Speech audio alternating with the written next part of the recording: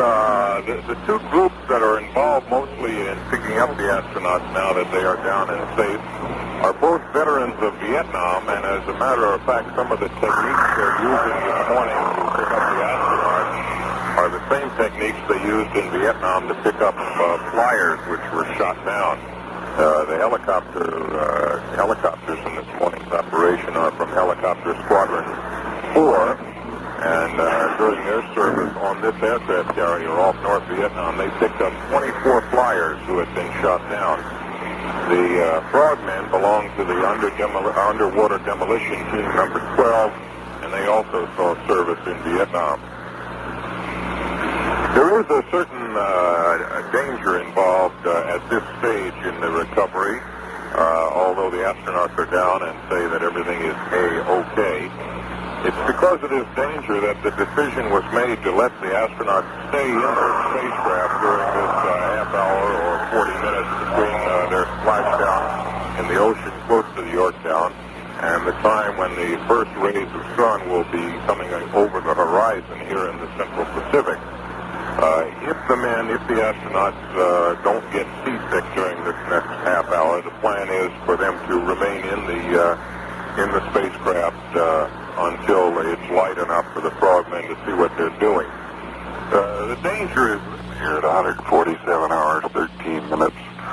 We have been advised by the recovery forces that Recovery Helicopter 3 is hovering over the spacecraft 50 feet above it, and they estimate they're 6,000 yards away from the Yorktown. The helicopter pilot is Commander Donald S. Jones of Madison, Wisconsin. When the swimmers get the signal to deploy, the first man in the water will be a sonar technician from Columbia, South Carolina, named Chester Coggin. Two other swimmers will follow him, Lieutenant J.G. Richard Flanagan of Oklahoma City, and Donald L. Schwab of Imperial Beach, California.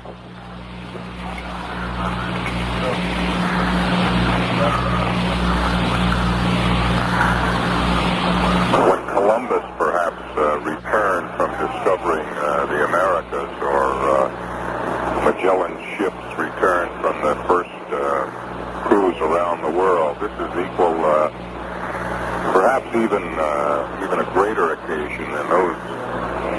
I think it may well rank with them, Ron, but it's safe to say also that they didn't get the kind of welcome when they got back, when Columbus and Magellan got back, that Borum and Lovell and Anders are going to get a few minutes from now on the flight deck of the Yorktown. This is a well-organized reception, and the reception also that, when I think about it, I'm just amazed at how marvelously this whole operation has gone, right down to almost the last second.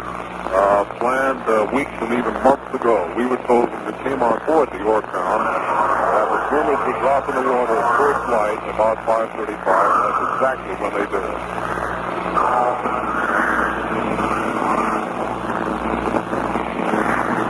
The sky is brightening even more now. You can almost see it brightening from moment to moment. Like for one of the paintings of the Italian masters, going strictly according to plan, Ron. Lovell now has more hours in space than any other astronaut, either American or Russian. This was his third flight, and he has now completed roughly 572 hours in space, which comes to almost 24 days. Incidentally, some of the officers on this carrier were classmates at the Naval Academy of Lovell and also of Anders. Anders went to the Naval Academy, although after graduation he chose to join the Air Force instead of staying in the Navy. They will meet some old schoolmates here on the Yorktown. Ron, I remember it was just about 3 years ago that Borman and Lovell were the crew of Gemini 7. That was the longest space flight. That's where each of them racked up that 330 initial hours in space. And that was the one that was recovered in the Atlantic, one of the many recoveries in the Atlantic, is a recovery carrier. In that case was the carrier Wasp. I remember that epic moment very well when Borman and Lovell finally came on board the carrier Wasp. And now, once again, they're pairing up in another dramatic return to another aircraft carrier in another ocean. Do you remember, Dallas, that was the space flight in which Lovell wasn't sure he was going to get back in time to be around for the birth of his child? Yes, he was quite worried about that, but as it turned out, he didn't have to worry because the child wasn't born until a month later, if I remember correctly. That's right. Born on January 14th, which was at least several weeks after they got back from that flight. Yes, well, as you said, Lovell now has 572 approximately hours in space. Borman has 477 hours. Lovell's margin is on the basis of his 94 hours as co-pilot with Buzz Aldrin of Gemini 12. That was flown in November 66. We understand now that Apollo has been heard from. However, the swimmers do not have contact with them, but they're reported to be loud and clear on the radio. What that means is apparently the swimmers have not been able to establish contact with the three astronauts by means of that telephone, which they plug into the spacecraft once it's on the water.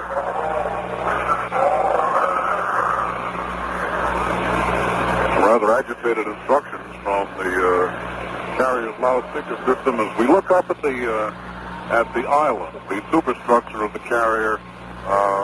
We see that the rails over the flight deck are lined with sailors and officers in their dress white. Everything is fine and awaiting recovery. That's the word from Captain Lovell. This record of Lovell's of spending 572 hours in space, more than anybody else, will be filed with the International Aeronautical Federation as a world record. And there are several other accomplishments of the Apollo 8 that will be filed with the International Federation. The longest flight around the moon, obviously, since it was the first flight around the moon. And the highest altitude ever reached by man, and several others. Ron, as we look out over the ocean, we see what you might describe as specks just above the horizon. Those specks are helicopters, of course, hovering over the spacecraft, which is riding easily now on the surface of the Pacific.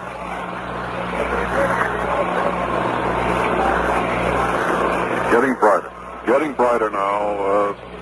The honor guard all lined up, sailors in their dress white. The rails above the flight deck lined with sailors, officers, dressed white. Cameramen, both civilian and military, out in force today, ready to record this momentous event in the history of the American spaceflight program. All the way up to the very top, there are sailors out on the exposed faces of the island superstructure. As we suspected, is making the recovery. The recovery 3. I'm reading notes just the way you are, Ron. The recovery 3 is the lead swimmer.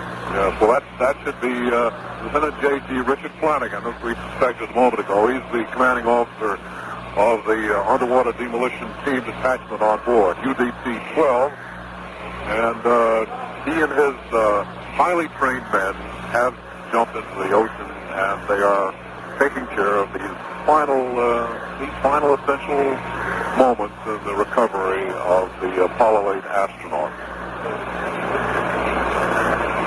One of the things waiting for the astronauts on the ship is a really enormous cake, 7 feet long and 3 feet wide and 14 layers high, which the cooks have been working on for some time.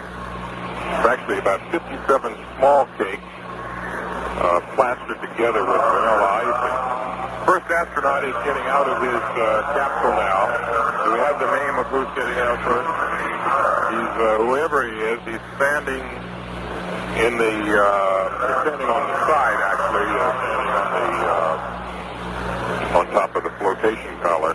One astronaut is out through the hatch, standing on the side of the spacecraft. The second astronaut is coming out.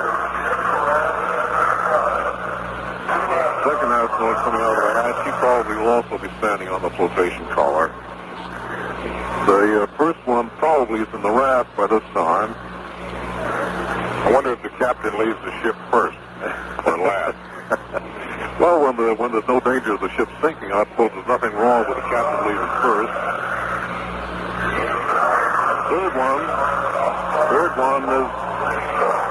Third one is standing in the hatch, coming out of the hatch.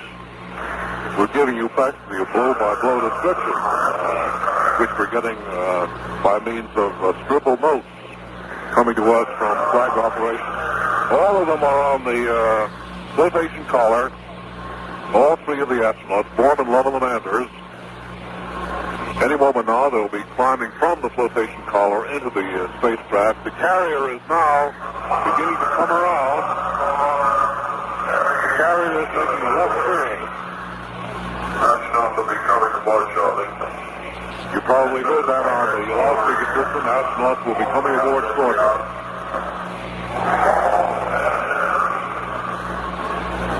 A lot of sailors here are dressed in their flight deck gear. Red, blue, green shirts designating the various functions which they perform. A good many of them wearing their Mickey Mouse hats and headsets with which they maintain contact with flight operations. Most of the sailors, however, are in dress whites. And we have word now, the swimmers and the astronauts. First came Lovell, then came Borman, and Anders third. So the captain got out in the middle. Yes. Well, that's a safe place to get out. And the sky is very bright now. It's a lovely morning. Well, it's partly cloudy, but really beautiful out here in the middle of the Pacific. The sky tinged with yellow and pink, and beyond it, the very light blue of the early morning. The sun isn't up yet, but probably will be quite shortly.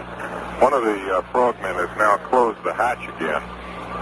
It'll be some time before the aircraft carrier can maneuver up alongside the capsule and lift it on. And the Navy officials and space officials don't want anything to happen to it, so they close the hatch to keep the water out. The swimmers will stay with the capsule while the astronauts are lifted into the helicopter and flown to the deck. You probably noticed, Ron, that the carrier has been heeling to starboard as it turns left. That's something that surprises a lot of people who come on board. The carrier, once in a while on the loudspeaker system, will say, stand by for heel to starboard, whereupon the carrier makes a left turn. But it's quite logical when you stop to think about it. You know, I really can't get over my sense of amazement and wonder that this immensely complicated operation, planned so long ago and worked out in great detail a year and a half ago, has been completed just about exactly the way its planners expected and hoped. It certainly is a tremendous tribute to American technology and American planning. Carrier is still turning left, coming into the correct position for the helicopter to come on board. Probably at the same time as the recovery helicopter comes on, the photo helicopter will also be putting down on the flight deck, but farther forward. The photo helicopter, of course, has been taking close-up pictures of the recovery scene, and these will no doubt appear in the next few days once the carrier gets back within air flight of land. And it is now in the second life raft. All three are now in the second life raft, and they are free of the spacecraft. So the next step